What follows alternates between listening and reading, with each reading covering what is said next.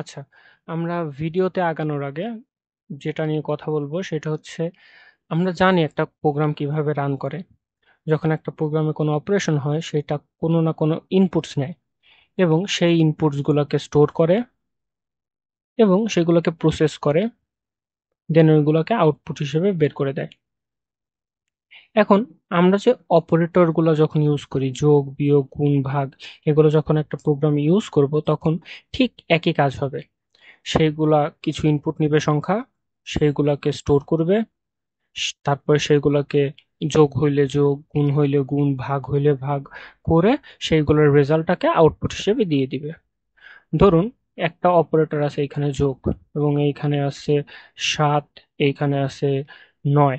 তাহলে কি করবে, যোগটা এই তার দুই পাশের যে অপারেটর গুলো আছে সেই অপারেটর গুলোকে নিবে এবং সেইগুলোকে যোগ করবে এবং কম্পিউটারকেই রিটার্ন করে দিবে। যেমন এখানে যোগ আছে, দুই পাশে যে সংখ্যা সেই দুই সংখ্যাকে নিবে, তাদের যোগ করবে এবং সেটাকে কম্পিউটারের কাছে রিটার্ন করে দিবে। অর্থাৎ কম্পিউটার কত রিটার্ন পাচ্ছে? ৭। এখন যদি আমরা একই কাজ বিয়োগের জন্য করতে চাই তাইলে আমরা তাড়াতাড়ি করে দুটো সংখ্যাকে ইনপুট নিয়ে নেব স্ক্যানএফ দিয়ে।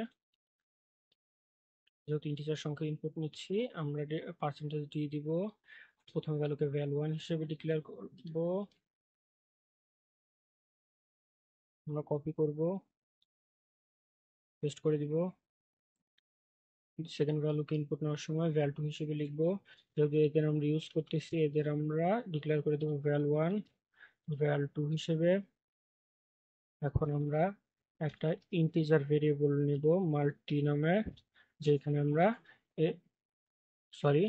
ডিফারেন্স নামের, যেখানে আমরা এদের ডিফারেন্স স্টোর করব, ভ্যাল1 বিয়োগ ভ্যাল2, এবং সিম্পলি আমরা এটাকে প্রিন্ট করে দিব।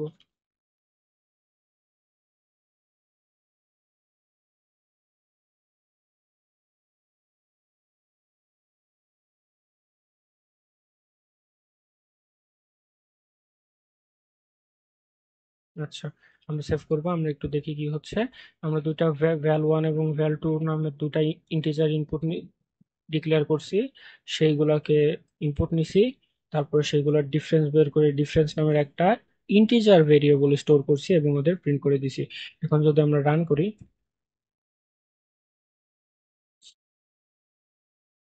আমরা আবার সেভ করব, দেখি। হ্যাঁ, পারফেক্টলি ওয়ার্কিং। 40 20 বিয়োগ করলে হয় 20।